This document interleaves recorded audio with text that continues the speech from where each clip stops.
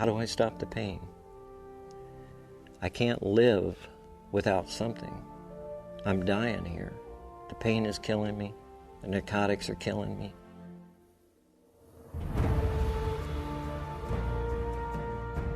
He looked at me like I was crazy, thinking that there's a patch out there that could help his pain.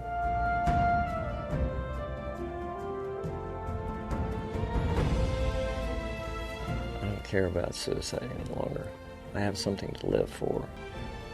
I grew up in Kansas City, Missouri, and as a teenager, of course, went to high school, and Vietnam was happening, and decided that, I really wanted to get over there and do my part, and, for the red, white, and blue, and decided that I was going to join the Army. I was scared. I was really worried that he wouldn't come back at all. And to this day, it's just still very shocking to me, because when he was first wounded, the reports that I got from the Red Cross were that he was not going to live. And if he did, they'd have to amputate both legs. Unfortunately, somebody in front of me tripped a landmine or grenade booby trap, and at that time, I was 3 to 6 seconds behind him, and when it went off, I was standing right next to it. It blew me up in the air. It blew my legs out from under me. It blew a hole through my right foot. And he was in a wheelchair. He did not weigh 100 pounds. They told us he'd never walk again, and the baby was due very soon. And he decided he was just not going to be in a wheelchair all his life. I've had probably 58 or 59 surgeries over the last 43 years. And came home after the service and, tried to lead a normal life, but all the pain and agony and, the depression that you face because you're taking all these narcotics and, your thought process is clouded. Nobody can imagine going through a life like that or wanting it, but you deal with what you're dealt with. And I'm one that's for commitment.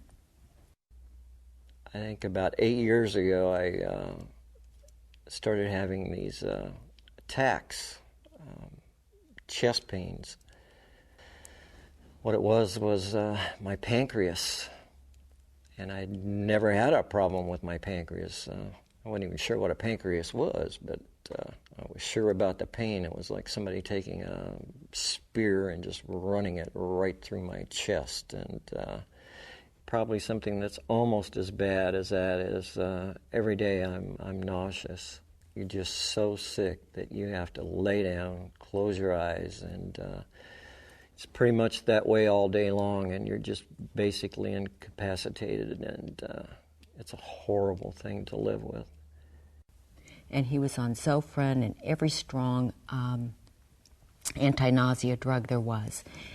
Nothing would touch it. He literally would turn gray-green. And the attacks were so painful, there was no way he could sit still. I don't care where we were, he'd be rolled in a ball. Sandy reached a point where enough was enough. And I reached a point where, you know what, how long am I going to live like this? I mean, I've got to be killing myself. It's killing Sandy. So Joan approached me, which is Dr. Norton, and asked me if he would let them patch him in front of a group of different doctors and chiropractors. So I said, please, Donnie, for me, just do this. Just this one time. If it doesn't work, I'll never ask you again, but I really want you to do this for me. So then she puts the patches on. She said, any difference? Thinking, wow, there really is a little difference. I said, maybe a little. And then she moves the patches around, and it was like, wow. And she said, any difference? And I said, yeah. And she said, on a scale of 1 to 10, how much difference? And I said, I think we went from a 10 to a 6. And she moves the patches one more time, and we went to a 2. I couldn't believe it. I was shocked. I mean, this couldn't be happening. How's this possible? That was an unbelievable thing, because all our lives, that's all we had experienced was drugs and living around the drugs. For the first time in my life, I'd found something that was, working on the pain besides a narcotic. Our family is so delighted to have him back as a human being. It's completely turned my whole life around, not just my marriage, and his, and the children's. My kids are so proud of him. What can I say? I'm living proof. I'm it. It's hope. You've given me hope. This has given me hope.